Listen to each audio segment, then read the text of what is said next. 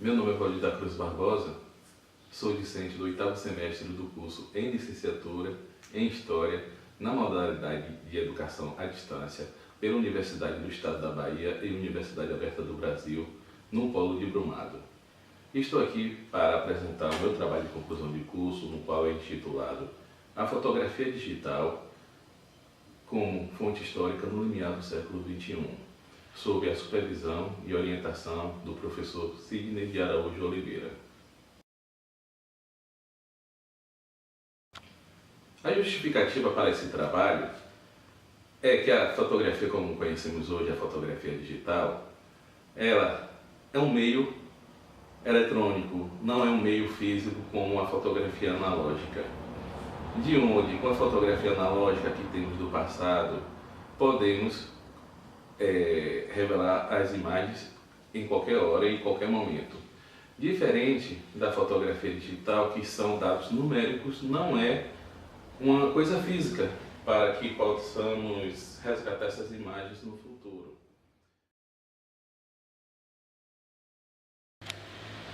O objetivo geral desse trabalho é fazer uma reflexão acerca desse assunto, onde poderemos ter uma grande parte da história perdida se começamos a não ter, vamos dizer assim, essa preocupação. Então, o meu trabalho baseia-se nesse assunto que por hora pode parecer simples, mas pode ser muito complexo no futuro.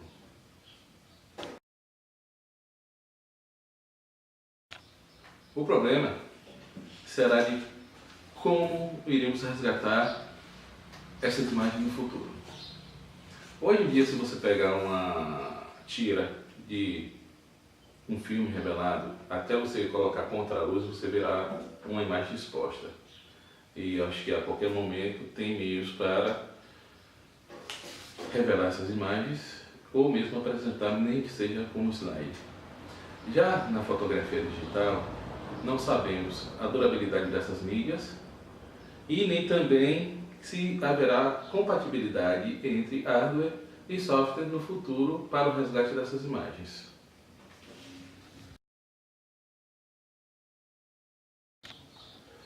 Este trabalho está dividido em 3 capítulos, sendo de uma forma totalmente bibliográfica.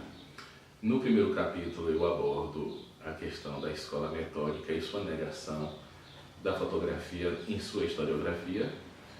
No segundo capítulo eu exponho uma pequena história da fotografia para que o leitor possa entender como foi feita a criação e o advento da fotografia através dos séculos. E no terceiro capítulo, onde eu realmente exponho o problema que é o objetivo deste trabalho.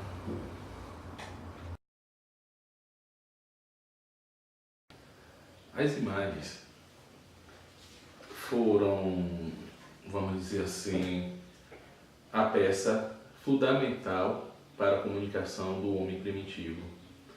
Desde quando não existia a linguagem propriamente como conhecemos, a imagem foi o único meio em que o homem primitivo conseguiu se comunicar com os outros e deixou marcado na história toda a sua evolução de vida, onde foram pinturas rupestres, hierográficos e outros. A escola metódica, ela foi criada como a ciência real da história, quando o homem começou a estudar a história. E essa escola, liderada por Leopoldo von Ranke, ele baseava que a história só poderia ser escrita através de dados escritos, e onde deixava a fotografia de fora, e como outros meios de fontes, porque na verdade ele achava que a fotografia levava ao subjetivismo e sairia da sua concepção, porque quem via uma fotografia, na verdade, poderia ele mesmo, o historiador, ter sua própria concepção desta história. Mas essa mesma escola que negava a fotografia usava imagens de pinturas para ilustrar sua história. E um caso que eu uso aqui é o quadro O Grito da Independência de Pedro Américo, onde o pintor escreveu uma história que realmente não condiz como essa história aconteceu.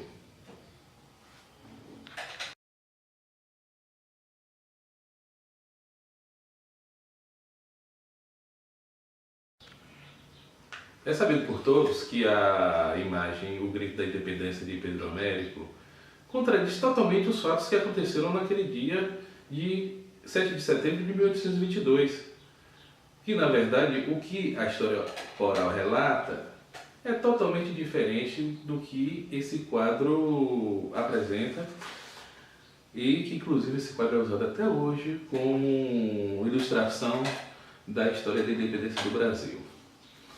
Então, sendo essa controvérsia, a fotografia começou a ser usada como fonte histórica a partir do século XX, com o advento da escola de análise, onde todo tipo de material poderia ser feito como fonte histórica, porque havia muita história em que o homem não tinha deixado traços escritos de sua história.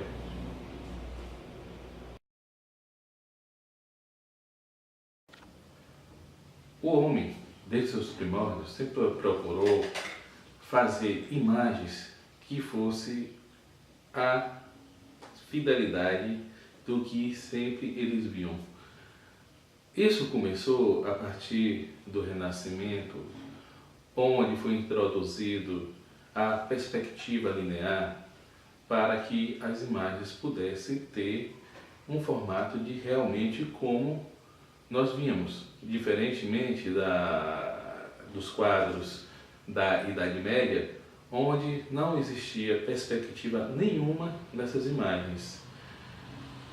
Então, depois do Renascimento, quando o homem conseguiu, através dessa perspectiva, fazer uma imagem quase real do que via, só havia mais um problema: como fixar uma imagem de uma forma instantânea e automática, sem ser por desenho. Porque quando foi usada essa perspectiva, as primeiras câmeras, chamadas de câmera escura, ela começou a projetar a imagem dentro de uma caixa preta, onde dentro dessa caixa havia um pintor que fazia um decalque daquela imagem projetada. Por isso levava horas e horas ou até dias para poder fixar essa imagem. Mas foi a partir do século XIX, na época da Revolução Industrial, que o homem realmente começou a se preocupar em inventar um método que pudesse registrar essas imagens. Foi quando, através de estudos de processos químicos, conseguiu-se, em 1839, essa realidade que hoje conhecemos como fotografia.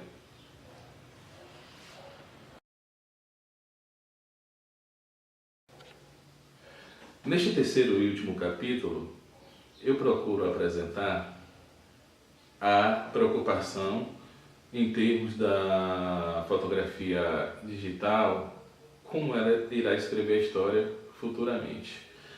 Vejamos, no trabalho eu uso um exemplo de uma história que foi mudada pela fotografia analógica e uma que vai também ser ainda mudada, porque, veja bem, em 1913, algumas pessoas guardaram uma câmera fotográfica e um filme revelado dentro de uma caixa, entre outros artefatos, que pediram para que fosse aberto 100 anos depois. E isso foi concretizado no ano passado, quando essa data chegou e eles desenterraram essa caixa. E para a surpresa de todos, todos os objetos estavam intactos, principalmente a câmera fotográfica e os filmes que estavam nela. Foi revelado e constataram que a imagem estava belíssima, não tinha problema nenhum, e que descobriram até uma fonte na frente de um prédio que, ora, todos só sabiam dessa fonte por história oral, nunca tinha visto. E a outra história foi de dois aventureiros que em 1924 eles subiram ao Monte Everest, onde seriam os primeiros a alcançar o topo deste monte. E, infelizmente, a última vez que eles foram vistos, estavam quase perto e nunca voltaram dessa história, dessa expedição. Porém, todos sabem que eles levaram uma câmera fotográfica e que, se realmente eles alcançaram o topo, essas imagens poderá tirar essa dúvida se eles chegaram ou não. Já se passaram 90 anos dessa história, sendo que desses dois, dos restos mortais já foram encontrados, mas a câmera não estava com ele. E ainda espera-se encontrar o outro para que possa ver se realmente resgata essa máquina fotográfica e possa ser revelado essas fotografias, que inclusive os técnicos e peritos da George Eastman nos Estados Unidos acreditam que mesmo depois dessa idade toda e mesmo com o frio severo que existe lá, essas imagens poderão ser reveladas.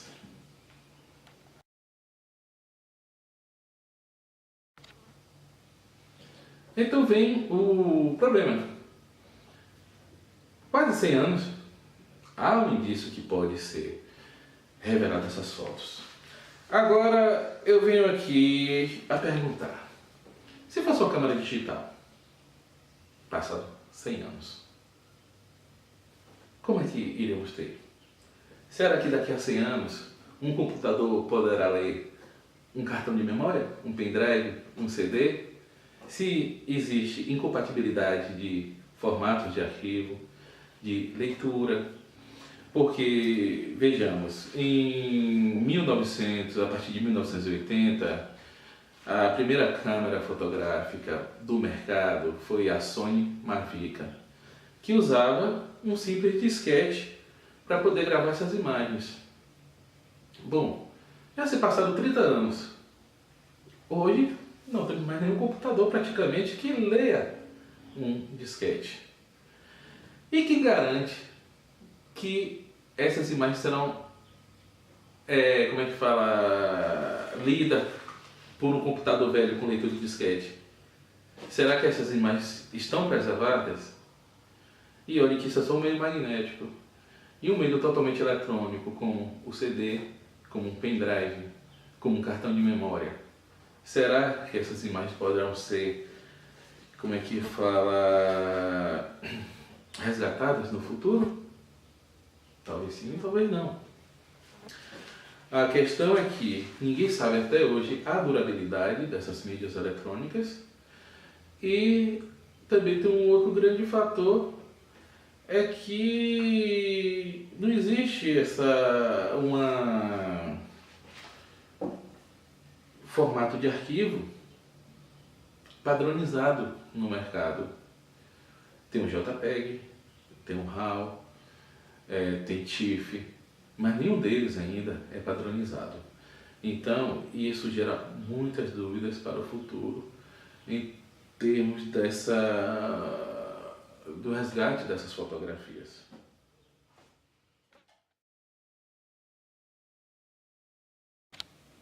Outro fator de preocupação é a banalidade em que a fotografia se encontra hoje em dia.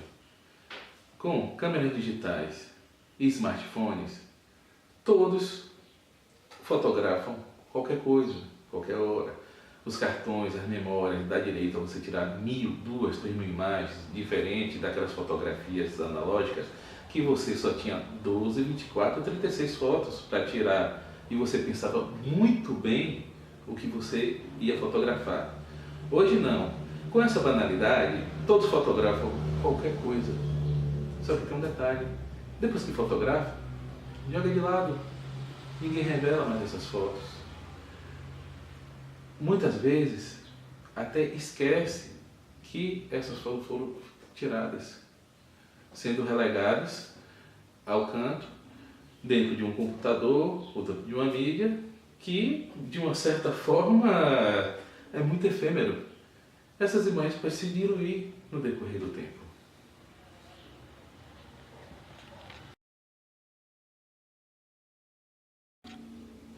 Hoje em dia, a música, como nós conhecemos, está inserida em compact discs e também em MP3.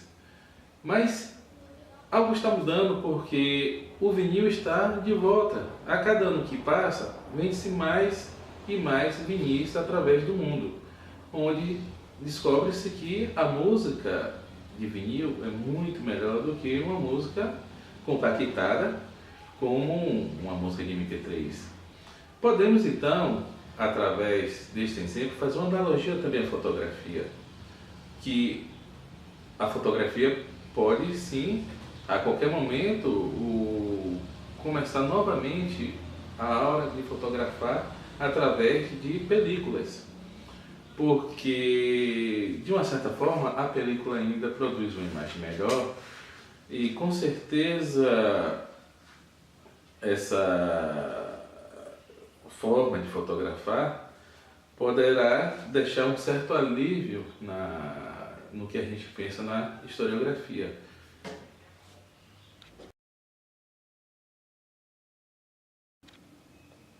A pretensão deste trabalho é, de uma certa forma, mostrar o perigo em que há de se perder a fotografia como uma fonte histórica futuramente. Porque não temos certeza nenhuma até hoje se essas imagens serão preservadas, se iremos fazer o resgate de imagens através dessas mídias eletrônicas, e também ao fato da baixa revelação, que quase ninguém hoje revela a fotografia. Então, eu vejo que a fotografia, em seus quase 200 anos, ela terá que ser reinventada para que possa ser usada futuramente na historiografia.